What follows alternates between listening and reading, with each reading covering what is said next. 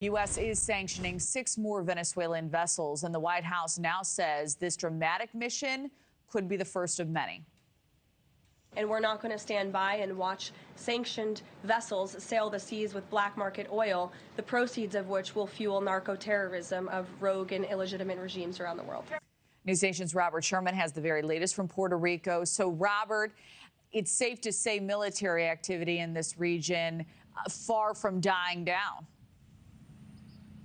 No, I mean, no chance that we're seeing it dying down here, Kelly. In fact, it seems as though every day there is some kind of activity that is happening at the islands, at some of the strategic staging areas, especially here at Roosevelt Roads, where into the late evening hours we saw jets constantly taking off into the Caribbean night. And it feels as though the tension has certainly been raised a notch after you saw this boat seizure that was carried out by U.S. forces as well as U.S. law enforcement off the coast of Venezuela. The stunning video from the Attorney General's office as troops ended up boarding that boat by helicopter and fast roping down onto the deck.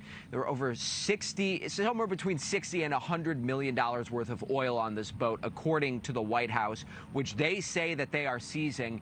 They are still investigating and interrogating those who were on board the ship. They say that it was part of the shadow fleet attempting to run oil ultimately to the Iranian Revolutionary Guard. This has certainly caught the attention of the international community. That includes Russia. Russian President Vladimir Putin, according to the Kremlin, spoke with Venezuelan President Nicolas Maduro, assuring him that Venezuela has Russia's support. This is what President Maduro had to say about that call. Por el ejemplo de la valentía. Among many things, we spoke at length, and he said, I want to express my admiration for the example of courage shown by the people of Venezuela in the circumstances they have had to face, and I want you to know that we give unwavering support to the Venezuelan process, to President Maduro, and to your efforts to defend your national sovereignty and the peace of the entire South American region.